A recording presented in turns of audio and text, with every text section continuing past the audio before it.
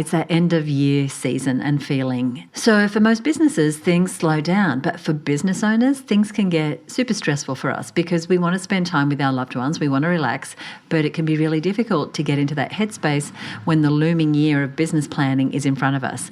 And that's why I want you to listen to this episode today, because my goal for you is to plan now so that you can relax in December and be ready for the new year with a renewed sense of energy and excitement for what's to come. Your business, your rules. Grow a business that works for you. This is the HerBusiness Podcast.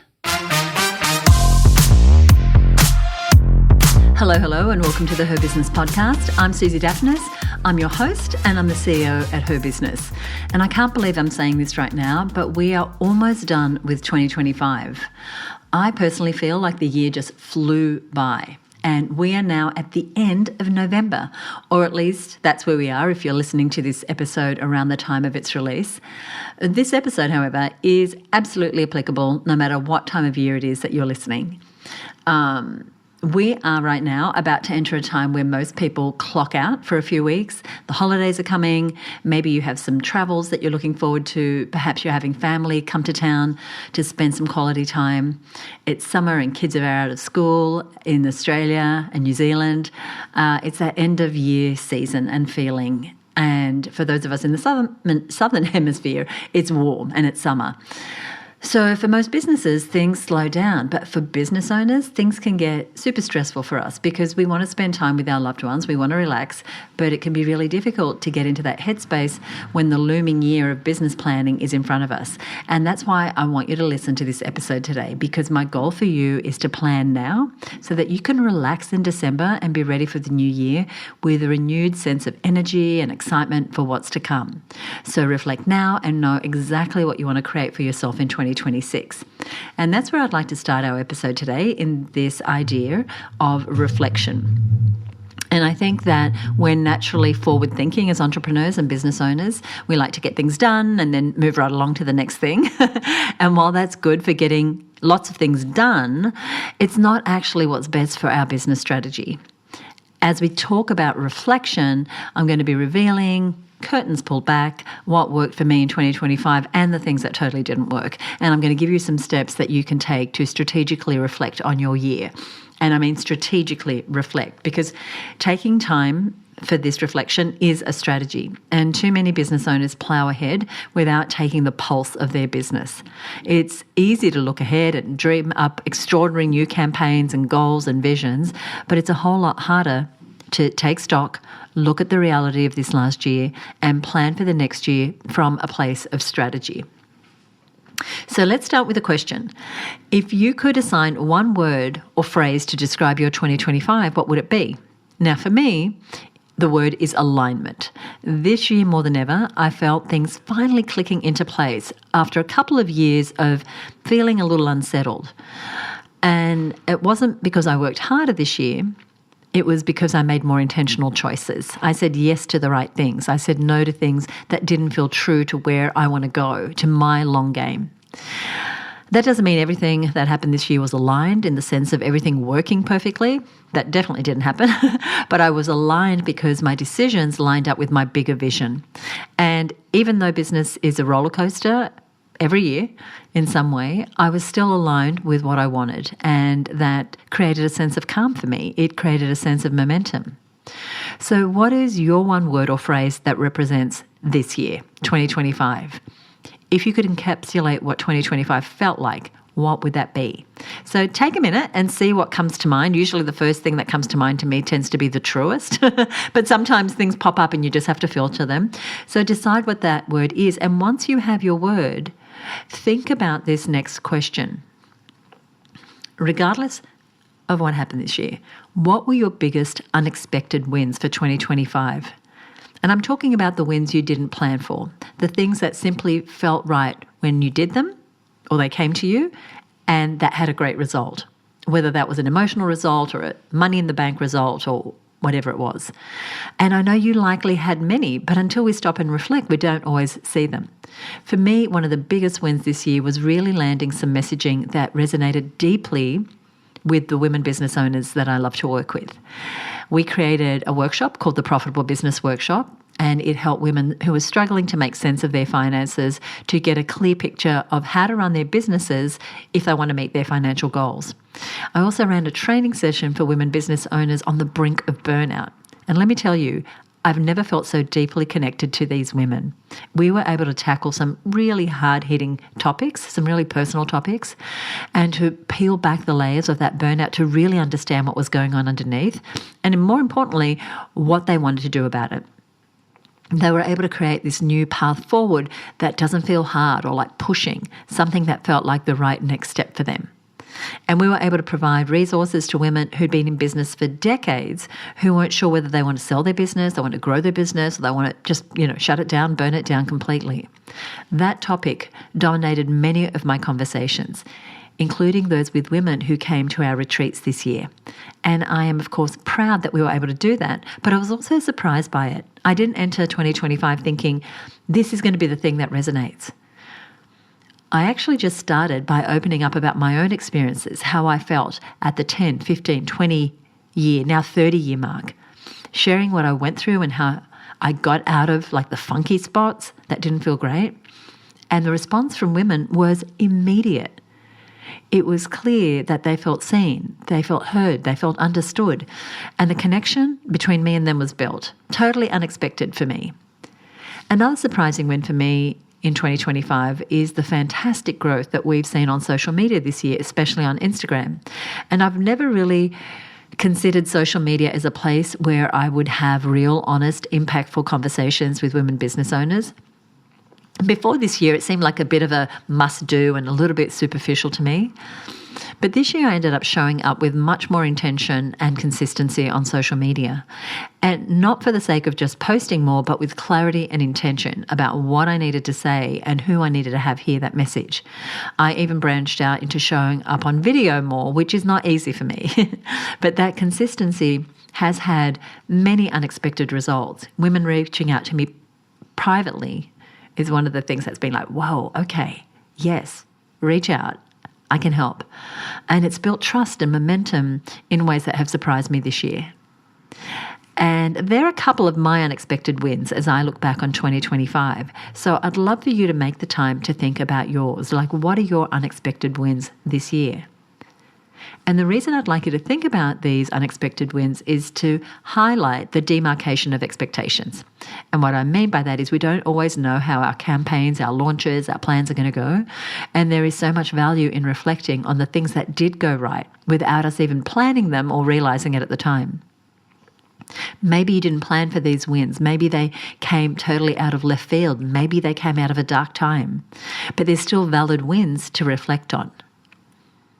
Who knows what those realizations can turn into intentionally next year. Now, the third thing I'd like you to reflect on is what decisions gave you momentum this year. Maybe it was a very structured, intentional decision like launching a new product or service. Maybe it was a decision that connected more to you than it does to your business. Right? Because the business is a vehicle for you to have the life you love. So maybe the decision was something that was more personal than it was about the business, something that gave you momentum. I know for me, I decided to put myself in the way of learning and growth through a new mastermind that I joined about this time last year. And it was an intentional decision that was a little bit out of my comfort zone because unlike the majority of programs I attended, this mastermind was not about marketing. It was not about business. Nobody was talking about their email list or their marketing funnels, their click-through rates, or their Facebook ads. It was about personal development. It was about me, not just the CEO version of me. I also made an intentional decision to let go of things that weren't working, even if they'd worked in the past. And I doubled down on the things that I knew were creating value, both for others, but also value for myself. I intentionally chose who I wanted to work closely with, and it's made a big difference. The right people have given me energy. They've helped me think bigger. They gave me space to do my best work, to express myself fully, not just parts of me. And I was intentional and have been during this period where I always do my planning for the new year, intentional with my planning for 2026 and deciding on offers that are no longer right for me or right for the business, and creating space for new and more aligned offers to be created in the new year. And just by making these decisions, I feel a sense of momentum. I feel lighter. I feel happier and more hopeful as I head into the year. I don't feel like I'm dragging forward things that might be working but don't make financial sense, or things that might be working but don't light me up, or things that might be working but drain my resources. So what intentional decisions have given you momentum this year that you want to prioritize for next year? So there might be some things that you definitely want to say no to in the new year, and there might be some things that you want to say yes to in the new year in order to build your momentum. I have one more reflective prompt, and it's this: what habits, systems, or boundaries gave you leverage in 2025? So for me, I protected my focus. And that's an asset that's really hard to protect when you're a business owner, especially if you have a team of people asking you questions, needing things from you, clients that you're accountable to. But I protected that focus and I created boundaries around it. I had a couple of big goals, both personal and business related, and they were big enough that I knew that I needed to have true focus and discipline if I was going to achieve them. And for me, that looked like really carving out time to work on these particular projects and actually honouring them. So one of them, which was a personal one, was that I put a marathon on my timeline this year. I've never done a marathon before, didn't really ever want to do one until this year. And what it caused me to do is put myself into the support of a chiropractor and a massage therapist and a personal trainer and a sports therapist and a podiatrist. Excuse me. It sounds like a lot of therapy, doesn't it? But it took a real toll on my body. And also it caused me to create the habit of finishing earlier in my day so that I could get in long runs after work before it got too dark, because a lot of my training was through the winter. And having that focus and that really clear commitment to something was really, really powerful. I had to move my schedule around to honour these big goals that I had. It also meant working closely with my team and having more in from them on the creation of what the business delivered. So I spent quite a bit of time overseas, which meant, we had regular briefings, long-term planning, quarterly get-togethers where we looked at the quarter coming up and who needed to do what and when, and outlining the big vision right from the beginning, but having the habit of regular catch-ups with the team to keep us on track. And the team rose to the occasion when I led them in that way. And it gave me leverage, my favourite word right now. It's one of those words that in 1991, I did a personal development workshop and they talked a lot about leverage and the idea of doing more with less, which was the definition that inventor Buckminster Fuller gave the word leverage. And, it's come in and out of my area of focus for a while, but I think it's definitely going to be our word of the year inside of Her Business next year. How do we do more with less? How do we leverage our time and energy? Anyway, I get distracted. So I was able to focus less on the day-to-day and more on the direction that I wanted us to go by creating habits and time and space and white space in my calendar.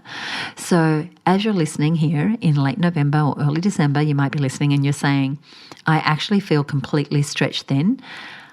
I don't feel like I was leveraged in 2025. Then that is an invitation to make this your focus in 2026. And leverage often means subtracting the right things, not adding more. It means doing more with less, as I said. More results, less effort. More results, fewer resources. So what is taking up mental space and resources that doesn't need to be yours anymore? And finding that leverage in 2026 might be hard as you think about it now, but it is totally doable. And it's my commitment to our members at Her Business to work on this with them throughout the year. And the mistake I've personally made, and I see business owners make, is that we delay the hard but necessary decisions.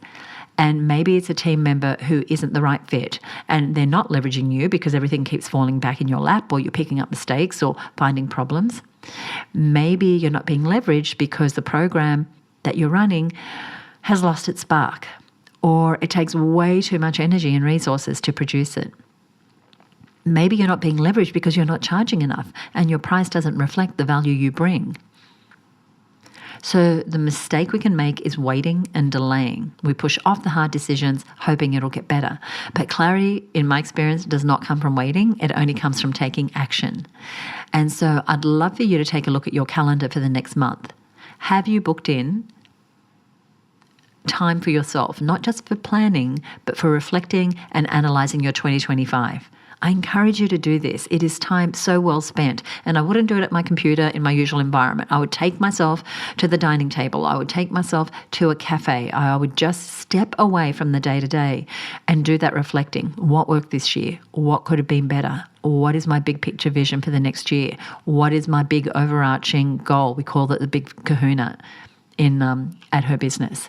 And this is something I do for myself every year. I do it personally. I do it with our members. I do it with our team.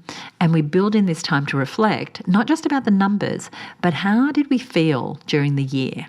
I analyse what drained me, what energised me, what I felt proud of, even if no one else saw it. And if you don't have that reflection time in your schedule, I encourage you to book it in. No distractions. Take the time to analyse everything. Your calendar, how full was it? Was it too full? Your financials, did you reach the profit and revenue goals you aimed for? If you did, what did you do that caused that? If you didn't, what might you have done that caused that? And what could you do differently? What were your wins? What were your challenges? What are you done with? I really want you to think about what do you not want to take moving forward, either because it doesn't work or it does work but it doesn't light you up. And you meeting with yourself doesn't need to be fancy or structured. It just needs to be intentional. And that means intentionally putting time aside. It's giving yourself that gift of the pause that I often talk about and to connect to your heart's desire. And you showing up fully for yourself. Not rushing decisions, not just plonking things on the calendar, but really having that bird's eye view. What do I intentionally want to create in the new year? So many of us end our year with wanting. No matter how much we accomplish, no matter how much we achieve, we believe there's always more. More we should have done, more hours we could have worked, more money we should have made.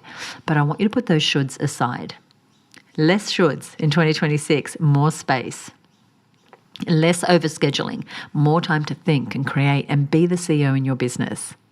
Less what will it look like me being productive, and more what's going to move the needle, not just keep me busy. What's going to move the needle in my business and have me feel good about it? Time is precious. I'm not telling you anything you don't know with that. So there's no space for shoulds in your next year. There is what you long for, what you desire, what lights you up. The how will figure itself out. It's what we do all day, every day inside of HerBusiness, is help you figure out the how, point you in the right direction, connect you with someone, give you a resource. If you feel like you didn't achieve all that you should have, and I'm putting that in quotes, I want you to know this. You're not behind, you're not failing, you are in a process. And I know that if you miss the mark on some of your goals this year, there might be feelings of disappointment or even shame. I know that's the feeling I've had in the past. And I know because I've felt it. And you might feel frustrated. You might feel like, gosh, I've wasted time this year.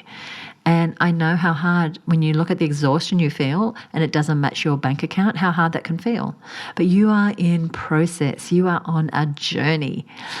Disappointment comes when this gap exists between what we expected of the year and what really happened.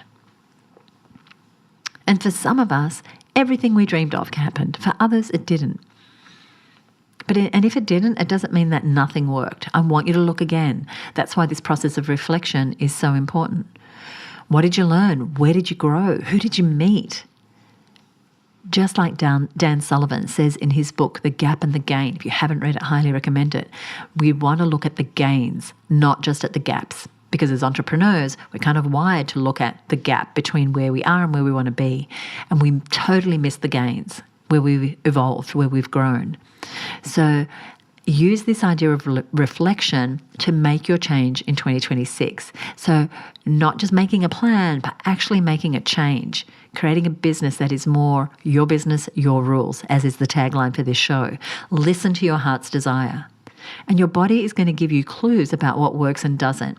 Those thoughts that niggle at you, that intuition in your gut where you know something's off. Something is guiding you. And you don't have to have the next stage completely figured out, but you do have the ability to take control And by that I mean to start, to change, to stop something. That's what it means to take control. Maybe it's a change in how you run your week. Maybe it's a change in how you price your work. Maybe it's a change in deciding that you can stop doing things the way everyone else does. You have your word that reflects 2025. We covered that earlier. Mine is alignment. And remind yourself of what it is for you. And then look forward into the new year and take your intention, your capacity. Take what it is you really want for your next year, putting any shoulds aside, and have a moment to think, what word will you enter 2026 with? What feels right for you?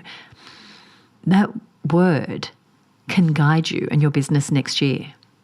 Mine, I'm 90% decided, is leverage. But there's also another word that's niggling, so I may cheat and have two. Leverage and simplicity. And so those two actually go together. I do want everything to feel lighter and cleaner and more easeful. That doesn't mean I want to do less, but it does mean that I want to work on the right things with the right people in a way that fuels me, in a way that's leveraged. So what do you want to feel more of next year? What is the feeling that you want to follow, that you want to have ever present? I would name it. I would remind yourself of it and follow it no matter what the external pressures are that come up next year. And be sure to surround yourself with people that help reflect that back to you. And I would love to know two things from you. The questions that I've asked today. What word reflects your 2025? What word or idea are you pursuing in 2026? Because while this is a great exercise to perform in your journal or just with yourself as you are listening to the show, there is power in telling others. And when we tell other people our goals and desires and our reflections, especially other women business owners who understand what this journey is like, we get something that we can't give ourselves, and that is accountability. Community is what gives us structure, and it's what holds us to our goals and celebrates us when we accomplish them, if we're in the right community. So I want to know your reflection word for 2025 and your intention word for 2026. You can either let me know in a review of this episode, or you can tag me on the HerBusiness social media accounts, or you can email me at podcast@herbusiness.com. So we are going to be having this conversation about 2025 and 2026 over on our social media accounts. You can follow us on Instagram at HerBusiness, or follow the Facebook page for HerBusiness. And of course, if you want to go deeper into your planning for next year, and you want to get the resources to support the implementation of your plans, that's the most important part, right? And feel the support of a community that lifts you, then I encourage you, if you're not yet part of the HerBusiness Network, to go ahead and join us. We have a fantastic calendar of events and member initiatives for next year, and support for you as you navigate every month, every week, every quarter. Entering Her Business is by application, so you can fill out an application at herbusinessnetwork.com. We get back to you within 72 hours about your acceptance into the network, and then we give you access to all the member perks and benefits. So that is what I want to say. Lots of things didn't work. Lots of things and intentions for a new year that is incredible for all of us. To close out, I want to give a shout out to one of our fabulous listeners. This is Justine Parsons. Now, she listened to episode 326, which I've had so much feedback about. The episode was called When You've Outgrown Your Business and How to Reignite Your Spark in Midlife. And Justine is the founder of a business called The Lever. She's based in New Zealand, and they embed a team structure into your business that makes your business self-managing. Doesn't that sound great? We'll put a link to her inside of our show notes. So Justine listened to this episode.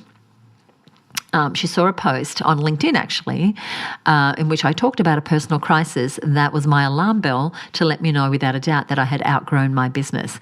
And she said, OMG, yes. And that crisis led to what we do now, and in doing so, help my younger self. I already listened to your podcast, Susie. We'll definitely be listening to this one. So I hope you enjoyed this episode, and thank you, Justine, for the shout out and commenting. So if you enjoyed this episode or any episode of the show, we would love it if you would leave us a rating or a review on Apple Podcasts, or you can shoot me a direct message on Instagram. You'll find us at HerBusiness on Instagram, or just like Justine, you can comment on a post if you see a post about this episode. We are going to put links to any of the resources that we've discussed here today and other episodes that I might have mentioned over on our website at herbusiness.com/336. You'll also find a summary of today's episode.